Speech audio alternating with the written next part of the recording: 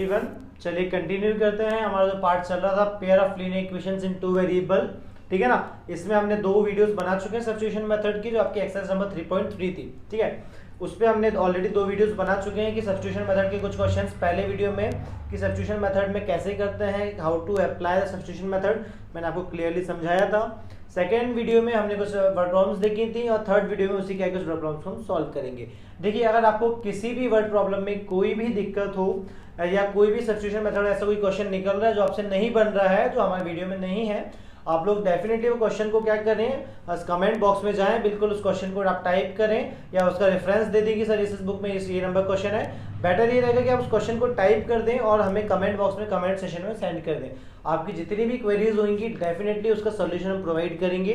किसी भी प्रकार का कोई भी क्वेश्चन हो सब्स्टिट्यूशन मेथड का जो आपको नहीं बन रहा हो या आपको समझना चाहते हो, आप उस क्वेश्चन को हमें कमेंट सेक्शन में टाइप कर दें, मैं उसे आपको वीडियो प्रोवाइड कर दूंगा। चलिए आगे बढ़ते हैं। तो उसी सेशन में आगे बढ़ते हैं। 3.3 एक्सरसाइज को कर रहे थे, तो एक्सरसाइज 3.3 का क्वेश्चन नंबर 3 के अंदर थे हम लोग। तो उसका क्वेश्चन नंबर 4 था, एक आपको जो समझाना था मुझे। क्वेश्चन है the taxi charge in a city, the taxi charge in a city consist of a fixed charge together with the charge for the distance covered for a distance of 10 kilometer, the charge paid is rupees 155, ठीक है ना, sorry rupees 105, and for a journey of 15 kilometer the charge paid is rupees 155. What are the fixed charges and the charge per kilometer? How much does a person have to pay traveling a distance of 25 kilometers? Is it clear to all of you? मतलब ये बोला गया है कि भाई एक city में taxi services चल रही हैं। अब वो टैक्सी सर्विस देखिए, आप जब बुक करते हैं तो क्या होता है कि उस टैक्सी को बुक करने का एक चार्ज अलग होता है और बुक करने के चार्ज के बाद पर किलोमीटर का चार्ज वो अलग लेते हैं, ठीक है ना। मतलब देखिए, आप टैक्सी है तो आप जब टैक्सी है पर्टिकुलर, आप यहाँ ये खड़े इस पोजीशन पे खड़े हुए हैं और यहाँ पर टैक्सी आपकी ये है, ठीक है, टैक्सी है आपकी, ठीक है। चलिए हम ब्लू कलर के बना देते हैं, ठीक है। तो ये आपकी टैक्सी है और ये ड्राइवर साहब बैठे हैं यहाँ पे, ठीक है। पैर बाहर डाल के नहीं बैठे हैं, वो अंदर है, ठीक है ना, इतने दिख रहे हैं आपको। और ये इनका जो हाथ है वो है स्टीयरिंग पे, ठीक है ना। और ये गाड़ी चल रही है आपकी,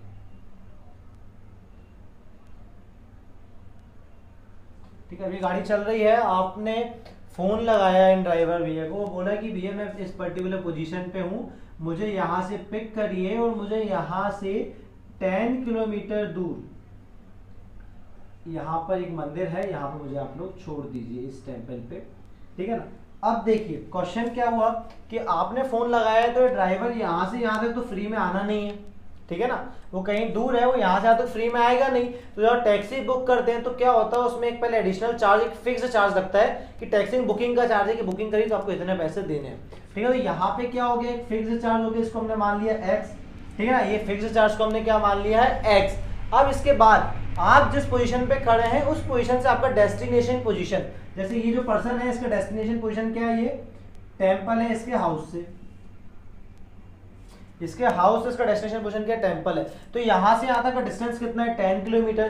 तो ये लोग क्या करते हैं कि आपने टैक्सी बुक करी तो फिक्स चार्ज दे दिया, उस फिक्स चार्ज पर आप जितने भी किलोमीटर जाएंगे हर किलोमीटर का कुछ चार्ज वो लेते जाएंगे आपसे, ठीक है ना। तो उसके अकॉर्डिंग देखिए भाई 1 किलोमीटर का कुछ चार्ज होगा, इस तरीके से 10 किलोमीटर का कुछ चार्ज होगा, है ना। या तो आप ऐसे ही मान लें कि ये ड्राइवर भैया बहुत मतलब चतुर टाइप का ड्राइवर है, तो उसने क्या बोला कि 1 किलोमीटर चल गए, लाओ आप 1 किलोमीटर के पैसे दो, तब गाड़ी आगे चलेगी। फिर 1 किलोमीटर चले, फिर 1 किलोमीटर के पैसे दो, फिर 1 किलोमीटर चले, फिर उसके पैसे दो। इतने ज़्यादा होशियार ड्राइवर नहीं होते हैं, उनको भरोसा रहता है कस्टमर को बिठा लिया है तो पैसे देगा, नहीं तो उतारेंगे ही नहीं, ठीक है। तो क्या करते हैं हम डायरेक्टली मल्टीप्लाई कर देते हैं, 10 किलोमीटर तो 1 किलोमीटर चार्ज है 5 रुपये, तो 10 किलोमीटर हो गया 50 रुपये, समझे। इस तरीके से टैक्सी क्या है सर्विसेज वर्क करती हैं सभी जगह ऑनलाइन। जब आप जो टैक्सी बुक करते हैं उनका जो बुकिंग अमाउंट रहता है पर्टिकुलर इस तरीके सब चीज़ को इंक्लूड करके रहता है। तो हम मान लेते हैं कि लेट द फिक्स्ड चार्ज, जो फिक्स चार्ज बुक करने पे हो रहा है वो क्या है, ₹X, और चार्ज पर किलोमीटर भी ₹Y। भाई हमने मान लिया कि जो चार्ज है वो क्या है, x है, ठीक है ना, फिक्स चार्ज, और जो चार्ज पर किलोमीटर है वो क्या है, ₹y। क्लियर है? अब यहां तक तो आप सभी को क्लियर हो गया भाई। अब पहली कंडीशन चलते हैं। तो पहली कंडीशन में क्या बोला, अकॉर्डिंग टू फर्स्ट कंडीशन उन्होंने ये बोला गया भाई साहब, जो पहला व्यक्ति है ना उसे 10 किलोमीटर जाना है और उसने कितने रुपीस दिए, 105। भाई 10 किलोमीटर जाने के लिए उसने 105 रुपीस दिए, 105 रुपए दिए। तो अब 10 किलोमीटर खर्चा कैसे निकाला, उसे टोटल करिए। भाई आपने क्या किया, सबसे पहले टिकट बुक, गाड़ी बुक करी, कैब बुक करी।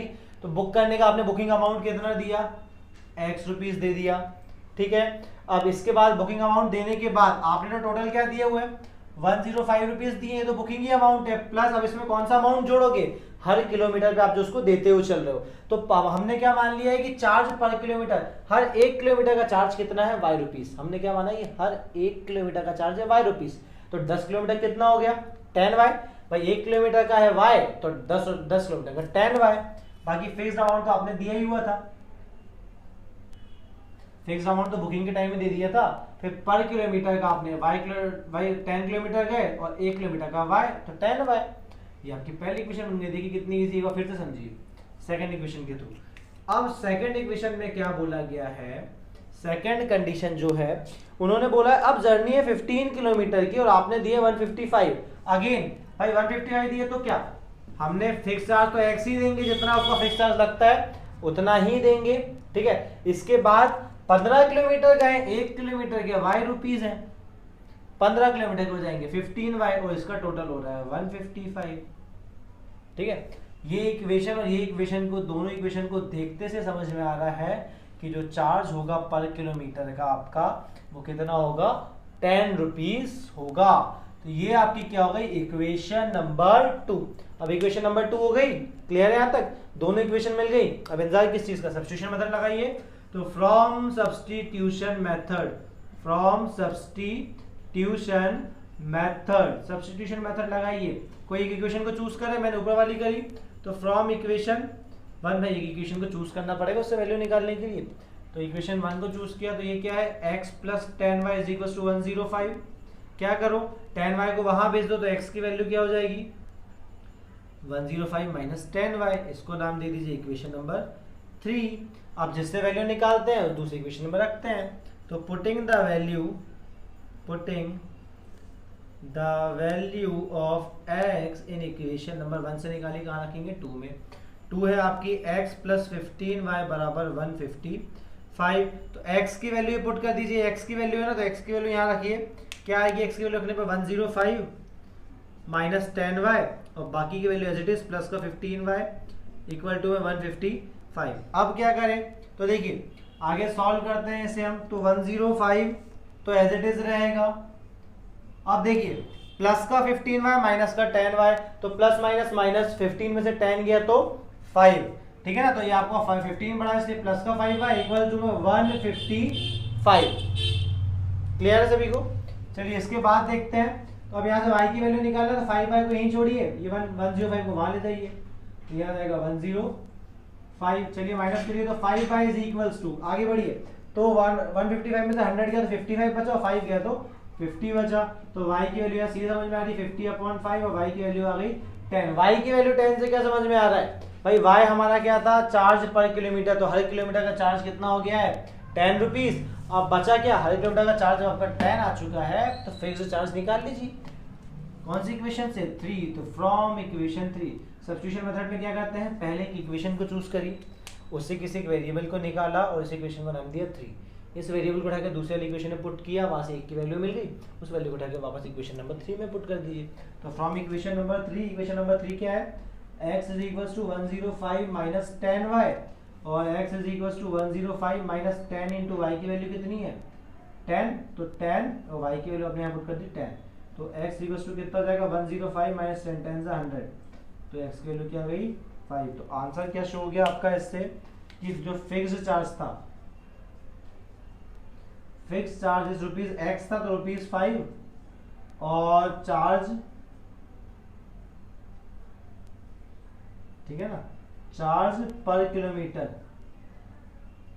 रुपीज 10।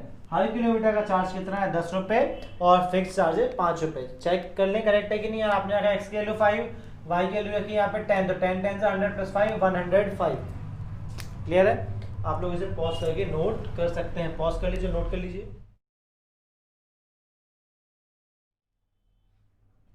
हाँ, तो चलिए आगे बढ़ते हैं नेक्स्ट क्वेश्चन पे। ठीक है, इसी के अगले क्वेश्चन पे आते हैं। देखिए अलग अलग टाइप का मैं क्वेश्चंस करवा रहा हूँ। अगर किसी भी क्वेश्चन, अगर मैं देखिए मैं सारे क्वेश्चन नहीं करवाता हूँ, मैं आपको बार बार बोलता हूँ कि आप लोग सेल्फ डिपेंडेंट बने, इसलिए मैं कुछ क्वेश्चन आप लोगों के लिए छोड़ता हूँ, आप लोग करें। अगर प्रॉब्लम जाए तो आप लोग बिल्कुल मुझसे पूछ सकते हैं वो प्रॉब्लम को। ठीक है, तो आप लोग प्रैक्टिस करें जरा घर पे बिल्कुल। चलिए अगला क्वेश्चन मैं आपको समझाने वाला था, वो नेक्स्ट क्वेश्चन था दैट अ फ्रैक्शन। फ्रैक्शन का मतलब क्या होता है? फ्रैक्शन मतलब अपॉन वाला नंबर या रेशनल नंबर भी कह सकते हैं। फ्रैक्शन मतलब जिसमें न्यूमरेटर और डिनोमिनेटर हो, वो क्या हो गया? फ्रैक्शन। तो देखिए हम मान लेते हैं क्वेश्चन में फ्रैक्शन की बात हुई ना, तो हम क्वेश्चन में फ्रैक्शन की बात मान लेते हैं। तो क्वेश्चन नंबर कौन सा है? 5th। तो हम मान लेते हैं फ्रैक्शन में न्यूमरेटर डिनोमिनेटर होता है, तो लेट द फ्रैक्शन की बात जहां पे हो जाए वहां पे दो चीज होती है, न्यूमरेटर और डिनोमिनेटर। तो आपको इन दोनों चीजों को क्या करना पड़ेगा? मानना पड़ेगा। तो let the numerator be x and denominator be y। Numerator x मिल गया, डिनोमिनेटर y बन गया, मिल गया।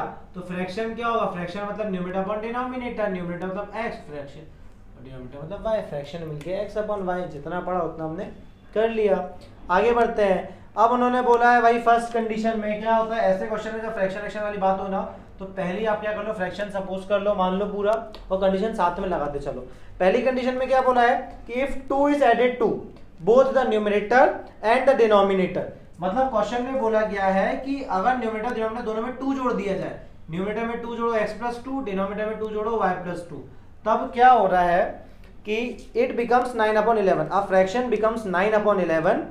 ठीक है ना? If 2 is added to the both numerator and denominator, मतलब अगर 2 को न्यूमरेटर और डिनोमिनेटर दोनों में जोड़ा जाए तो जो फ्रैक्शन बनेगा वो बनेगा आपका 9/11। आया समझ में? अब ये ऊपर नीचे वाली इक्वेशन है, तो पहले इसको एक जनरल इक्वेशन में कन्वर्ट करें। लीनियर इक्वेशन की कैसे करेंगे? Cross multiply. तो by cross multiplication, by cross multiplication 11 का मल्टीप्लाई या ऊपर होगा 11 इंटू x+2, और ये y+2 यहाँ चले जाएगा किसके साथ? 9 के साथ। चलिए मल्टीप्लाई करिए, 11 इंटू एक्स हो गया 11x प्लस 11 2 जा 22 equal to 9 into y 9y plus 9 2 जा 18। क्लियर है सभी को? चलिए आगे बढ़ते हैं। अब x और y एक साथ रहते हैं, या फिर x और y को एक साथ नहीं भी रखना है तो हमें तो बाद में वैल्यू निकालनी है भाई, किसी एक चीज की वैल्यू निकालनी है ना, तो अभी निकाल लो क्योंकि सब्स्टिट्यूशन मेथड लगाएंगी। कैसे निकालें? 11x को यहीं छोड़ दो, वहां पे क्या है 9y है, प्लस का 18 भी है, ये प्लस के 22 को ही वहीं भेज दो, तो ये क्या हो जाएगा? माइनस। मैं ऐसा क्यों कर रहा हूँ? आप सभी को मालूम है सब्स्टिट्यूशन मेथड लगानी है हमें। सब्स्टिट्यूशन मेथड लगाएंगे तो पर्टिकुलर किसी एक इक्वेशन को चूज करेंगे, वेरिएबल को निकालेंगे, एक की वैल्यू निकालनी है ना, तो हम क्या करें? यहाँ से हमारी एक पहली इक्वेशन बन के आएगी, तो हम क्या करें? उसको इस y को यहाँ लाके x और y के फॉर्म में इक्वेशन बनाने की जगह पर्टिकुलरली किसी एक वेरिएबल की वैल्यू ही निकालने सीधे, तो क्या हो जाएगा?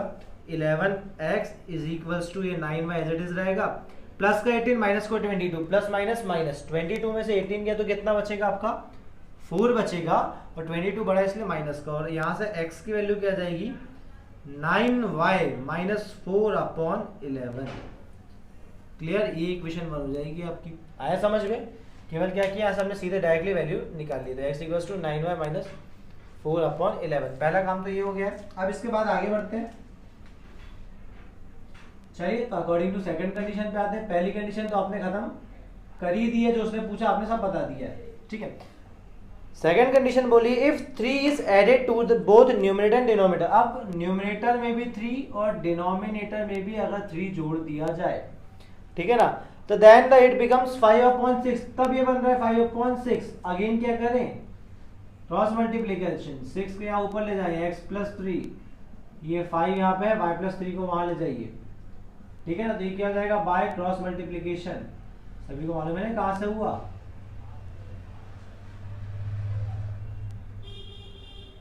By cross multiplication. चलिए करते हैं। तो 6 का मल्टीप्लाई अंदर 6x plus 6 3 18, 5 into Y 5y plus 5 3 15। क्या करा जाए? अब आपके पास ऑलरेडी x की वैल्यू है, x की वैल्यू को उठा के यहाँ पुट कर दें। ठीक है ना, तो चलिए पुट करते हैं सॉल्यूशन में x की वैल्यू को। ठीक, तो यहाँ पे आप क्या करेंगे?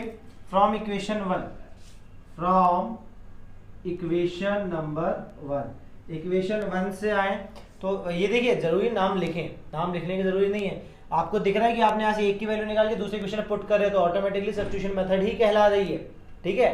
तो यहाँ से आप इक्वेशन 1 की वैल्यू को उठा के यहाँ पे पुट कर दीजिए, क्या हो जाएगा भाई, x की वैल्यू क्या है 6 एज इट इज, x की वैल्यू है आपकी 9y माइनस 4 अपॉन 11 प्लस का 18 इक्वल टू में 5y प्लस 15। क्लियर है, सभी को समझ में आ रहा है। अब एक चीज देखिए 6 ये 9y माइनस 4 अपॉन 11 का एज इट इज रहने दीजिए, ये 18 पूरे के प्लस में है ना, इस 18 को वहां भेज दीजिए तो क्या हो जाएगा ये 5y प्लस 15 तो एज इट इज माइनस का 18 यहाँ पे आ गया।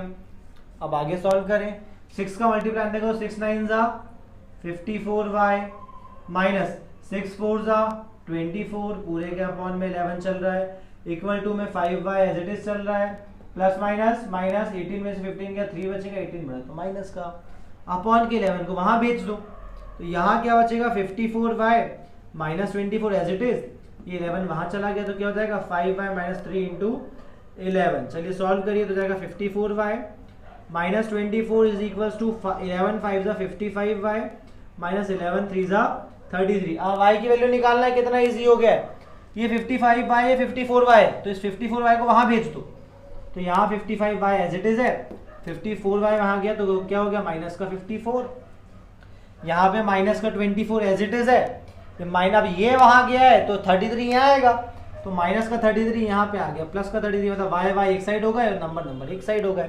अब देखिए सॉल्व करिए तो अभी भी इजीली सॉल्व हो जाएगा। कैसे सॉल्व हो जाएगा, चलिए अब इसको आगे हम सॉल्व करते हैं, तो इसलिए ज्वाइन कर देता हूँ। क्या हो जाएगा 55 में से 54 गया तो 1y बचा और 24 और ये 33 तो प्लस माइनस माइनस 33 में से 24 गया कितना बच रहा है 9 तो y की वैल्यू आपकी आ गई 9। अब जब y की वैल्यू मिल गई है तो x की वैल्यू इक्वेशन 1 फ्रॉम इक्वेशन 1, ठीक है ना, इक्वेशन 1 के अकॉर्डिंग फ्रॉम इक्वेशन 1 भाई इक्वेशन 1 से सॉल्व करें तो x की वैल्यू क्या हो जाएगी, x is equals to equation 1 9y minus 4 upon 11 तो x is equals to 9, y की वैल्यू भी 9 माइनस 4 अपॉन 11 मल्टीप्लाई करते हैं क्योंकि भूतमास का रूल 9 9 से 81 माइनस 4 अपॉन 11 और x इज इक्वल्स टू 81 में से जब आपका 4 जाएगा तो क्या बचेगा 77 अपॉन 11 और 11 की वैल्यू क्या, x की वैल्यू क्या आ गई 7, 11 1 से 11 11 7 जा 77, x और y की वैल्यू मिल गई। क्या सपोज किया था भाई, न्यूमरेटर था x और डिनोमिनेटर था y, तो आपका जो न्यूमरेटर आया है वो x था इसलिए 7 और जो डिनोमिनेटर आया है वो y था इसलिए 9 और जो आपका फ्रैक्शन था वो क्या हो जाएगा न्यूमरेटर अपॉन डिनोमिनेटर मतलब 7 अपॉन 9। दैट्स इट, काफी इजी क्वेश्चन था, समझ में आया। आप चाहते तो यहाँ से x और y के फॉर्म में मतलब ये y को यहाँ पे लेके आते 22 को वहां लेके आते इक्वेशन बनाते, देन यहाँ से भी इक्वेशन वैसे बनाते ये y को यहाँ लाके 18 को वहां लाके फिर दोनों इक्वेशन बनाते, फिर किसी इक्वेशन को चूज करते उससे वेरिएबल की वैल्यू निकालते फिर पुट करते फिर सॉल्व करते। इससे अच्छा हमने क्या किया, यहीं से क्या कर दिया, पहली इक्वेशन बनने वाली थी तो हमने इसको इक्वेशन ना बना के किसी एक वेरिएबल की वैल्यू निकाली, इसको उठा के दूसरी इक्वेशन में पुट कर दिया, आंसर आ गया। आया समझ में, आंसर चेक कर लिया जाए तो y की वैल्यू आपकी 9 है ना, यहाँ पुट करते हैं वैल्यू हम, देखिए ये आपकी इक्वेशन थी ना, कहाँ गई, यहाँ पुट कर लीजिए आंसर वही आएगा। 11 इंटू एक्स की वैल्यू कितनी है 7 तो ये हो जाएगा 11 इंटू 7 77। अब यहाँ देखें 9 इंटू वाई की वैल्यू कितनी है 9 तो 9 इंटू 9 81 और 81 में 4 गया तो अगेन 77, आंसर करेक्ट। आप लोग चाहें तो इसे पॉज करके क्या कर सकते हैं, क्विकली इसे पॉज करिए और नोट कर लीजिए। क्लियर है, नोट कर लिया आप लोगों ने, तो आगे बढ़ते हैं, आगे नेक्स्ट क्वेश्चन पे आते हैं। देखिए अब नेक्स्ट क्वेश्चन मैंने आपको काफी सारे सॉल्यूशन समझा दिए हैं, सब्स्टिट्यूशन मेथड लगाना सिखा दी। अब मैं नेक्स्ट क्वेश्चन में क्या करूंगा, नेक्स्ट क्वेश्चन में केवल आपको मैं कंडीशन इक्वेशन बनाना सिखा दूंगा। इक्वेशन बनाने के बाद आप लोग कमेंट सेक्शन में, आप लोग खुद इसे सॉल्व करेंगे और कमेंट सेक्शन में मुझे इसके आंसर मैसेज करेंगे कि सर इनके आंसर्स ये आए हैं। एक एज वाला क्वेश्चन है तो मैं केवल आपको इक्वेशन बनाना सिखा रहा हूं, उसके बाद आप लोग इसका सॉल्यूशन करेंगे और मुझे कमेंट सेक्शन में आंसर लिख के बताएंगे।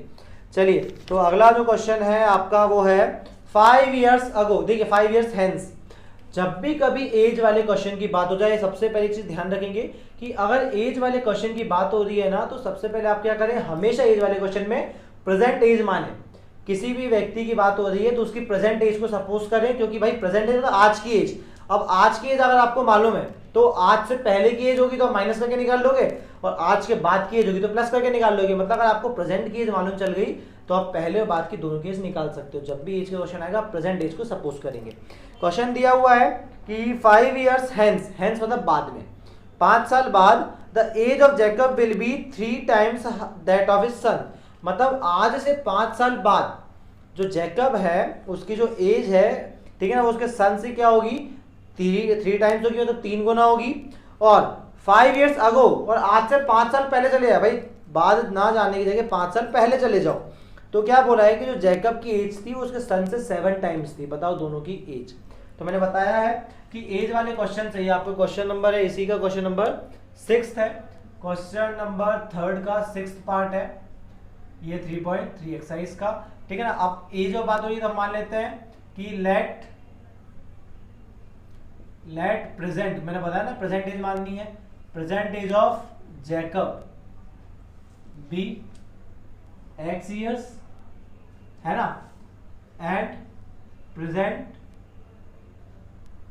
As of his son be y years।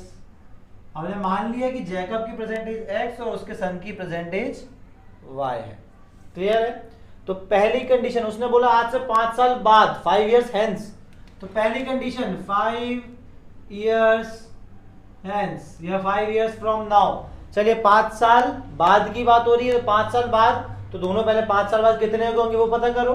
तो 5 साल बाद कितने होंगे, एज ऑफ जैकब अभी कितने का, x का है, तो जब 5 साल बाद, भाई जैसे अगर आप अभी 15 साल के हो, ठीक है ना, 15 साल के हो, तो 5 साल बाद 20 के ही होगे ना, कि 25-30 के हो जाओगे, नहीं ना। कैसे पता किया, अभी 20 के थे 5 प्लस कर दिया, जैकब अभी x का है, 5 साल बाद 5 प्लस कर दो, x प्लस 5 years। इसी तरीके से age of son, age of son क्या हो जाएगी, सन अभी y का है तो y प्लस 5 years। अब कंडीशन लगेगी, कंडीशन मतलब इक्वलिटी लगाना। क्वेश्चन में क्या बोला था, 5 years hence, आज से 5 साल बाद, Jacob will be 3 times that of his son। मतलब जो जैकब है, जैकब कितना है, x प्लस 5 है। अब ये जो x प्लस 5 है ना, जैकब अपने बेटे से, उसका बेटा क्या है, y प्लस 5, इससे 3 टाइम्स ज्यादा है। मैंने बताया था इक्वेशन में आपको क्या करना है, दोनों को इक्वल करना है। तो जैकब है बेटे से 3 टाइम्स है, अब जैकब और उसके बेटे को बराबर करना है, तो बेटा क्या है, 3 टाइम्स छोटा है, बेटे जितना छोटा उतना मल्टीप्लाई कर, 3 टाइम्स छोटा 3 टाइम्स मल्टीप्लाई कर दो, दोनों बराबर हो गए।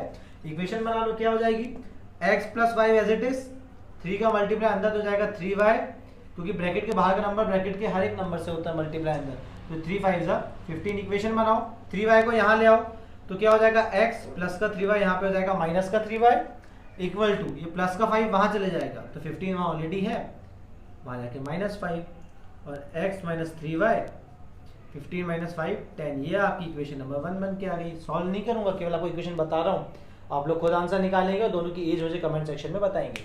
और चेक भी आप लोग खुद कर सकते हैं, इक्वेशन में x और y की यहाँ वैल्यू पुट करना और आंसर देख लेना, left hand side right hand side equal आ गया तो आंसर सही है। चलिए आगे बढ़ते हैं। According to second condition, second condition क्या बोली थी, 5 years ago, अभी बात हो रही है 5 year hence, मतलब आज से 5 साल बाद। अब 5 साल पहले, तो 5 साल पहले भी ये सबसे पहले दोनों की एज देख लो, तो 5 साल पहले जैकब अभी कितने का है, x है 5 साल पुराना, तो क्या कर दो, -5 कर दो। जैकब की एज कितनी थी, x माइनस 5, और एज ऑफ सन कितनी थी भाई, अभी y का, तो y माइनस 5 years। अब कंडीशन जमाए, तो जैकब की एज है अभी 5 साल पहले x माइनस 5, बेटे की एज है y माइनस 5। अब दोनों को बराबर करना है, क्योंकि कंडीशन में इक्वलिटी आ रहा है, इक्वलिटी तब दोनों साइड बराबर होना चाहिए। बराबर कैसे होंगे भाई, जो जैकब है वो 5 साल पहले उसके बेटे से 7 गुना था, 7 टाइम्स था, जैकब वॉज 7 टाइम्स, है ना, as old as his son, उसके बेटे से 7 गुना ज्यादा था। तो जैकब ये है, बेटा ये है। अब बेटे को बराबर करना है जैकब के, कैसे करोगे भाई, इन दोनों को बराबर करना है। जैकब बोलोगे तुम लोग जाओ बढ़ो मत, बेटे से बोलो जल्दी जल्दी बढ़ाओ, दोनों बराबर हो जाओगे, ऐसा नहीं। क्या करोगे, 7 गुना छोटा है ना भाई, बेटा 7 गुना छोटा, तो जितना छोटा उतना मल्टीप्लाई कर दो, काम कर दो।